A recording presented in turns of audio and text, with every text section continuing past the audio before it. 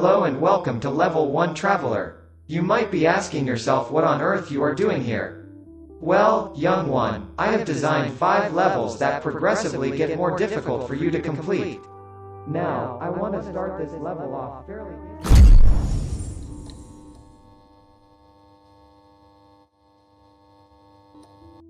Hello everybody, and welcome to my second video. As you could probably tell from the title, this game is going to have a much larger scope than my previous game. This ain't no Flappy Bird remake, this is a whole bloody game with levels to unlock and secrets to find.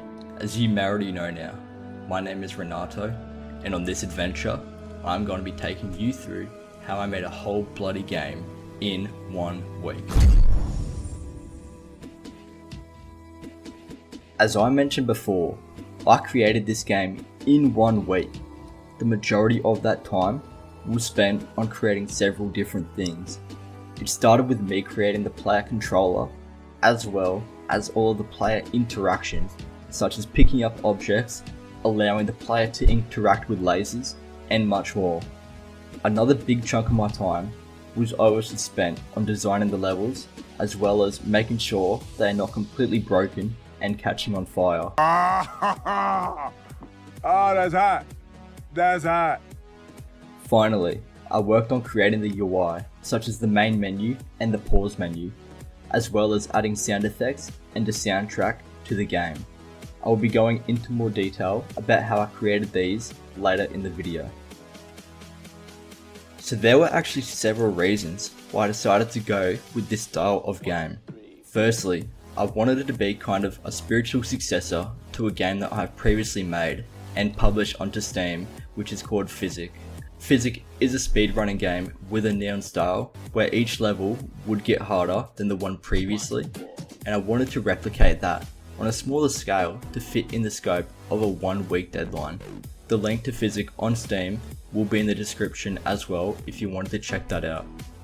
Secondly, I wanted to recreate and evolve the neon style that was in Physic and give it a better atmosphere with more moving parts within the levels. I've also always wanted to create a puzzle game and thought this would be a good start to that. Alright, now that I'm done telling you why I put myself through this bloody challenge, let's get into how I actually pulled it off and created a game in a bloody week.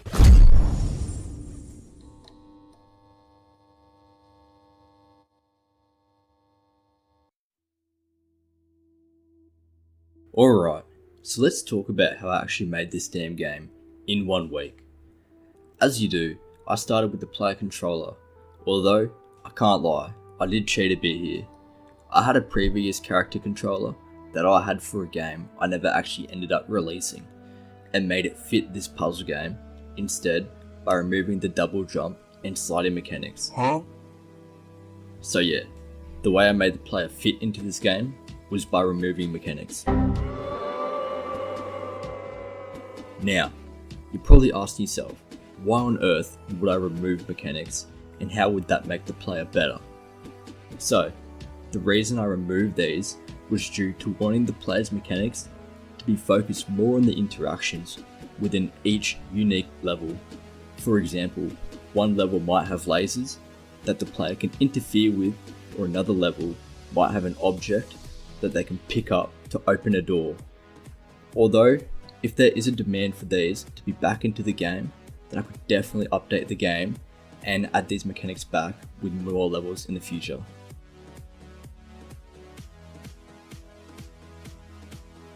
So, I should probably talk about how I got the game to look so amazing, shouldn't I? Yeah. Well, if you watched my previous video, then you already know how I got this to look so good. That's right, cracking those post-processing effects up to 11, like always, will never fail to impress me.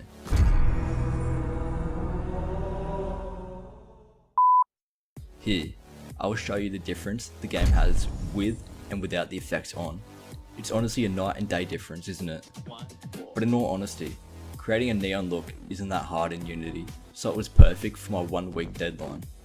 I also wanted to give each level its own distinct look to it by giving each level its own colour and level layout. A big problem with my previous game physics was that if you looked away from the level, there wasn't anything to catch your eye, and I wanted to fix that in this game here.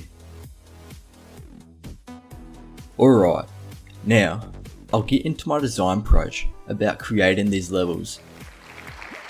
Due to my short deadline to get this game out the door, I did have to rush it a fair bit. No joke, while recording this, I found that if you're on a moving platform while it goes up, you will sometimes fall through it, which I don't think was my design goal for that. My main goal when designing these 5 levels was to have them gain difficulty through each level. I had them start out teaching you the base mechanics and then continuously adding more through each level and then blending them all together for the final level. If I had more time to complete this, then I would have spent a lot more time on this part, as the level design is what makes or breaks the enjoyment of a game.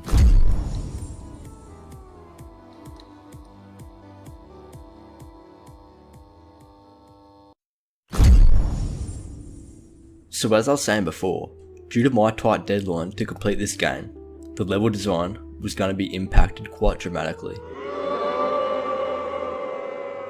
It was definitely a challenge to play test the levels enough to make sure they weren't completely broken, and as I was saying before, I was able to find some game breaking bugs before the release of the game. There are most likely more though, so I guess it's your guys' job to find them. I also found that some of the levels were quite confusing, so that's why I added the robot guy that I called Mr. Willy, who gives a bit of info on how to actually complete the damn level. Something that I honestly didn't think was going to be an issue at all was creating the main menu.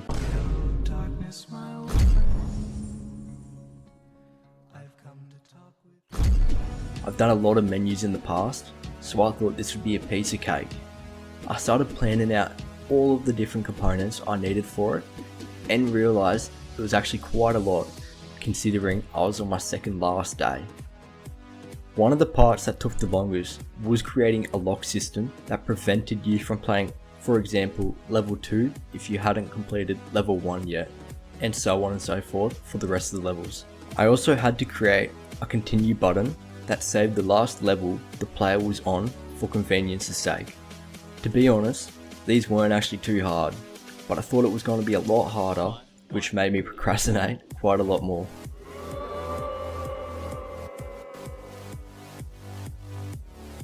Alright, so finally, I'll talk about how I only gave myself 1 day to add all of the sounds into the game, as well as create the 3D model for Mr. Willy and create all of the animations for Mr. Willy as well.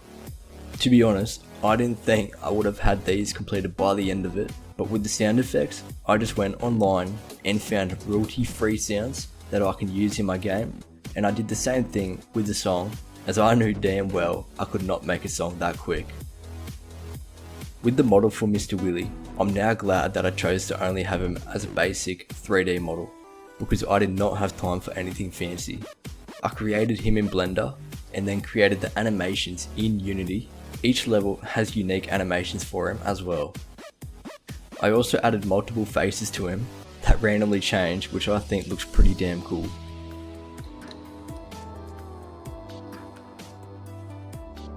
Well, so thank you for getting this far into the damn video. Creating these game dev challenges has been super fun for me, and if you have any suggestions for future challenges, then definitely let me know in the comments.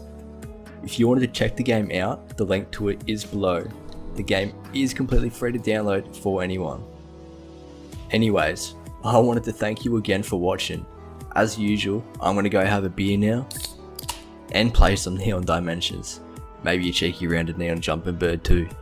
Well anyways, don't forget to like and subscribe, and I'll see you lads in the next video.